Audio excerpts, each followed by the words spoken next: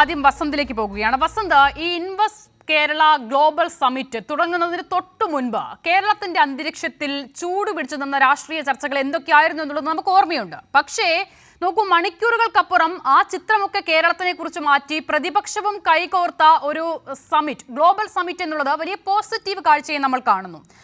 പങ്കെടുത്ത പ്രതിപക്ഷത്തെ പ്രതിനിധീകരിച്ച എല്ലാ നേതാക്കളും വ്യവസായത്തിന്റെ എല്ലാ ശ്രമങ്ങൾക്കും കേരളത്തിന് ഞങ്ങളെ പൂർണ്ണ പിന്തുണ എന്നുള്ള പ്രതികരണം കണ്ടു. നോക്കൂ, അത്തരം ഈ ബ്രോഡായ വിപുലീകരിച്ചുള്ള അല്ലെങ്കിൽ ആ നിലയിലുള്ള ഒരു പ്രതികരണത്തിനപ്പുറം യാഥാർത്ഥ്യത്തിലേക്ക് വരുമ്പോൾ ഈ 2 ദിവസങ്ങളിലായി നടന്ന ആഗോള ഉച്ചകോടി കേരളത്തിന് എന്ത് നൽകിയെന്ന വിലയിരുത്തലാണ് പ്രതിപക്ഷത്തിനുള്ളത്? അല്ല, നോക്കൂ, ഞങ്ങളെ സംബന്ധിച്ച് ഞങ്ങൾ എല്ലാ കാലവും കേരളത്തിൽ എന്നല്ല ഇന്ത്യ ഒട്ടുക്കും വ്യവസായം വരണം എന്ന് ആഗ്രഹിക്കുന്നവരാണ്. കോൺഗ്രസിന്റെ സാമ്പത്തിക നയം തന്നെ ന്യൂട്രൽ സോഷ്യലിസമാണ്. അങ്ങേക്കറിയാം, ഞങ്ങൾ പ്രോ ലെഫ്റ്റ് നിലപാട് സ്വീകരിക്കുന്നവരല്ല.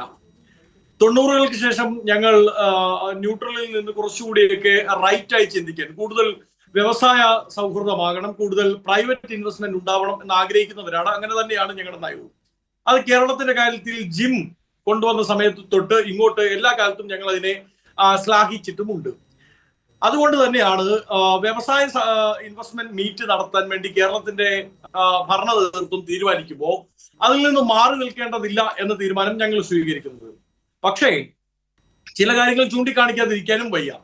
നോക്കൂ, സീഡ് കേരള 2022 നടന്നത്. ലോക കേരള സഭ 2023-24 നടന്നു. ഈ സമ്മിറ്റുകളെല്ലാം ലക്ഷം കോടി തന്നെ പ്രഖ്യാപിച്ചിട്ടുണ്ട്. അതൊക്കെ എവിടെ എത്തി നിൽക്കുന്നു എന്നുള്ള ഒരു വൈറ്റ് പേപ്പർ റിവ്യൂ കൂടി നടത്താൻ സംസ്ഥാന സർക്കാരും കേരളത്തിന്റെ വികസനം ആഗ്രഹിക്കുന്നവരും തയ്യാറാവണം എന്നുള്ള ഒരു അഭിപ്രായം കൂടി എന്നെ സംബന്ധിച്ചുണ്ട്. നോക്കൂ, ഇന്ന് ആലുക്കാസ് പറയുകയാണ് കേരളത്തിൽ കഴിഞ്ഞ 7 വർഷക്കാലമായി ഹർത്താലില്ല. കാരണം ഹർത്താൽ നടന്നാൽ എന്താണ് ഉണ്ടാവുക? ഹർത്താൽ നടന്നാൽ കോടിക്കണക്കിന് രൂപയുടെ നഷ്ടമാണ് ഒരു വ്യവസായിക്ക് ഉണ്ടാവുക പ്രതിദിനം.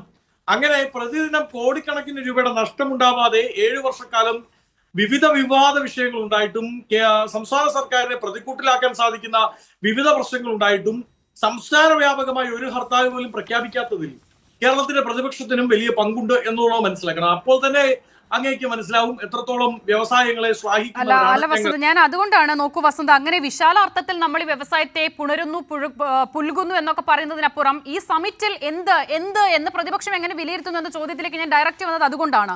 പക്ഷെ ഇപ്പോൾ വസന്ത് പറഞ്ഞ തരത്തിൽ ഇപ്പോൾ ഈ ആഗോള കേരള ഉച്ചകോടിയുടെ ആദ്യഘട്ടത്തിലെ ചർച്ചകൾ മുതൽ തന്നെ ഹർത്താൽ പോലും നടത്താതെ കേരളത്തിലെ എല്ലാ വ്യവസായങ്ങൾക്കും അനുകൂലമായ അന്തരീക്ഷം പ്രതിപക്ഷം സൃഷ്ടിച്ചിട്ടുണ്ടെന്നൊരു നെറേറ്റീവ് പ്രതിപക്ഷ നേതാവ് ഉൾപ്പെടെ നൽകാൻ ശ്രമിക്കുന്നത് കണ്ടു. പക്ഷേ കേരളത്തിന്റെ എല്ലാ വ്യവസായ ശ്രമങ്ങൾക്കും കൈയടിച്ചുകൊണ്ടല്ലോ വസന്ത ഹർത്താലുകളൊന്നും ഇവിടെ പ്രതിപക്ഷം നടത്താതിരുന്നത്. കേരള ഹൈക്കോടതിയുടെ അടക്കം നിർദ്ദേശം ഹർത്താലുമായി ബന്ധപ്പെട്ട് എന്താണുള്ളതെന്ന് നമുക്കറിയാവുന്നതല്ലേ. 2017 രമേശ് ചെന്നിത്തലയ്ക്ക് ഹർത്താലിന് ആഹ്വാനം ചെയ്തതിന്റെ പേരിൽ ഹൈക്കോടതി നോട്ടീസ് അയച്ചിട്ടുണ്ട്. ആ നാട്ടിൽ പ്രതിപക്ഷം എന്നല്ല ആര് വിചാരിച്ചാലും ഹർത്താൽ നടത്താൻ പറ്റില്ല എന്നുള്ളത് നമുക്കറിയാത്ത കാര്യമാണ്. അപ്പോൾ അതൊക്കെ വ്യവസായത്തിന് അനുകൂല അന്തരീക്ഷം ഒരുക്കാൻ ഞങ്ങൾ നൽകിയ സമീപനങ്ങളാണ് എന്നുള്ളൊരു വ്യാഖ്യാനം ശരിയാണോ? തെറ്റാണ്. കാര്യം എന്താണെന്നറിയാമോ? ഒന്ന്, ശ്രീ വി.ഡി. സതീശൻ ഭരണപക്ഷത്ത് ഇരിക്കുമ്പോൾ തന്നെ ഹർത്താലുകൾക്ക് എതിരായിട്ടുള്ള നിലപാട് സ്വീകരിച്ച ആളാണ്. അദ്ദേഹം MLA ആയിരിക്കുമ്പോൾ തന്നെ. 2, അങ്ങ് പറയുന്നത് പോലെ ഹർത്താൽ നടത്തുന്നതിന് കേരളത്തിൽ യാതൊരു നിയമ തടസ്സവുമില്ല. 7 days നോട്ടീസ് എന്നുള്ളതാണ് ഹൈക്കോടതിയുടെ നിർദ്ദേശം. അത് നിയമവുമല്ല, ഹൈക്കോടതിയുടെ നിർദ്ദേശമാണ് ഉണ്ടായിരുന്നത്. 7 days നോട്ടീസ് കൊടുക്കണം. അങ്ങ് പറഞ്ഞതുപോലെ അന്നത്തെ പ്രതിപക്ഷ നേതാവ് ശ്രീ രമേശ് ചെന്നിത്തലയ്ക്കെതിരെ അന്നത്തെ യൂത്ത് കോൺഗ്രസ് പ്രസിഡന്റ് ശ്രീ ഡീൻ കുര്യാക്കോസ്, ഇന്നത്തെ MP ഡീൻ കുര്യാക്കോസിനൊക്കെതിരെ കേരളത്തിൽ ഒരുപാട് കേസുകൾ രജിസ്റ്റർ ചെയ്യപ്പെട്ടിട്ടുണ്ട്.